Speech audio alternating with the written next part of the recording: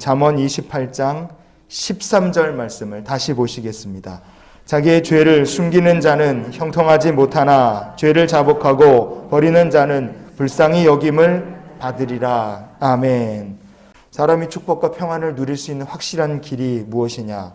하나님 앞에 죄를 자백하고 죄를 버리는 것인 줄 믿습니다. 우리의 삶이 그렇게 될 수 있기를 원합니다. 시편 51편의 17절 말씀을 우리가 같이 먼저 보시겠습니다.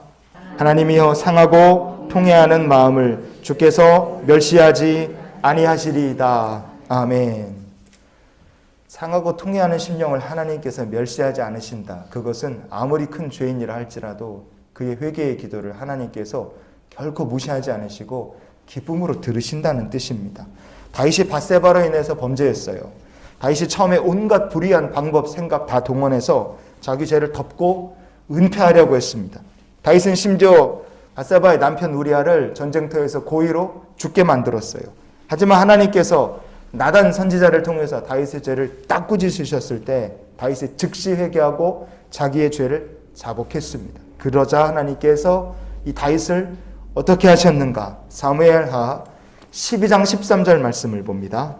내가 여호와께 죄를 범하였노라 하매 나단이 다윗에게 말하되 여호와께서도 당신의 죄를 사하셨나니 당신이 죽지 아니하려니와. 아멘. 다윗이 자기의 죄를 고백하자마자 하나님께서 나단을 통해 뭐라고 선포하십니까? 여호와께서도 당신의 죄를 사하셨다. 여러분, 이게 즉시 사함을 받은 거예요. 나단 선지자는 다윗에게 하나님께서 다윗 당신의 죄를 이미 용서하셨다고 선언한 겁니다. 우리가 왜 이렇게 말할 수 있느냐? 사하셨다. 이렇게 번역된 히브리어 본문이 해 에베르란 말입니다. 이게 완료형입니다. 이미 하나님께서 다윗 당신의 죄는 용서하셨다는 거예요. 다윗이 속죄제를 드렸습니까? 회개의 대가를 치렀습니까? 아무것도 없는데 죄를 자복하고 하나님 앞에 회개하자마자 하나님께서 나단 선지자를 통해 당신의 죄는 이미 하나님께서 용서하셨고 건너뛰셨다. 이렇게 얘기하신 겁니다. 하나님께서는 다윗이 자기 죄를 숨기지 아니하고 자복했을 때 이미 그의 죄를 용서하셨다고 선언하셨어요. 왜 하나님께서 이렇게 다윗의 죄를 즉시 용서해 주셨는가? 우리가 믿는 하나님은 이런 분이시기 때문에 그렇습니다. 이사야 55장 7절 말씀을 봅니다. 너희는 여호와를 만날 만한 때에 찾으라. 가까이 계실 때에 그를 부르라. 악인은 그의 길을, 불의한 자는 그의 생각을 버리고 여호와께로 돌아오라. 그리하면 그가 긍휼히 여기시리라. 우리 하나님께로 돌아오라. 그가 너그럽게 용서하시리라. 아멘. 우리가 믿는 하나님은 죄를 자복하고 버리는 자를 긍휼히 여기시고 그 죄를 용서하시는 하나님이십니다. 다윗이 어떻게 하든지 밧세바로 인한 죄를 은폐하려고 했어요.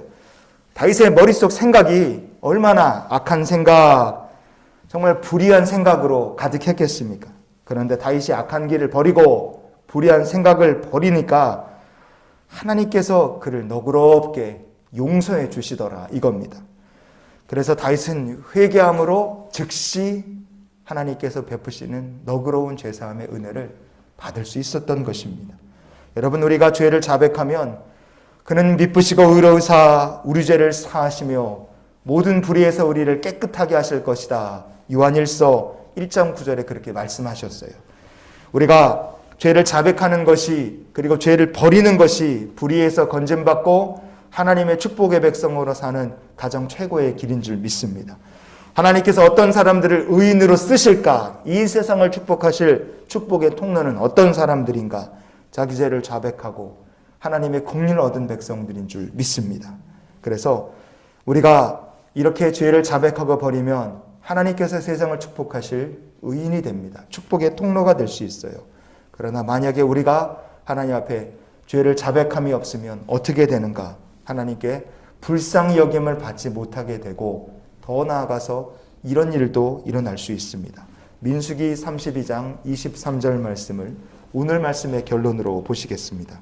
너희가 만일 그같이 아니하면 여호와께 범죄함이니 너희 죄가 반드시 너희를 찾아낼 줄 알라. 아멘. 이 말씀은 물론 처음에는 르벤 자손과 갓 자손에게 주신 하나님의 말씀이었습니다. 그러나 여기서 우리가 기억해야 될 것은 하나님의 말씀을 불순종하고 명령을 순종치 아니하고 죄를 회개치 아니하면 죄가 반드시 너희를 찾아낼 것이다. 죄악과 불순종이 있으면 결코 형통할 수 없다는 이 말씀은 우리가 다 같이 기억했으면 좋겠습니다. 왜냐? 왜 형통할 수 없느냐? 죄가 사람을 찾아올 것이고 그 대가는 당연히 무섭고 아주 크고 쓰디쓴 대가를 치러야 할 것이기 때문에 그래요. 그래서 우리가 오늘 하루를 세상을 축복하실 하나님의 의인으로서 살기 위해서 이런 기도로 이 한날의 삶을 살았으면 좋겠습니다. 하나님, 오늘도 주의 은혜가 찾아오는 삶이 되게 하시고 죄사함의 은혜를 누리며 살게 하여 주시옵소서. 죄를 자복하고 버리는 자에게는 죄사함의 은혜, 하나님 베푸시는 놀라운 은혜가 찾아오게 될 줄 믿습니다. 악한 길을 버리고 불의한 생각을 버리고 너그럽게 용서하시는 하나님과 함께 동행하며 세상을 향하신 하나님의 축복의 통로가 되는 우리 모두의 삶이 될 수 있기를 주의 이름으로 축원을 드립니다.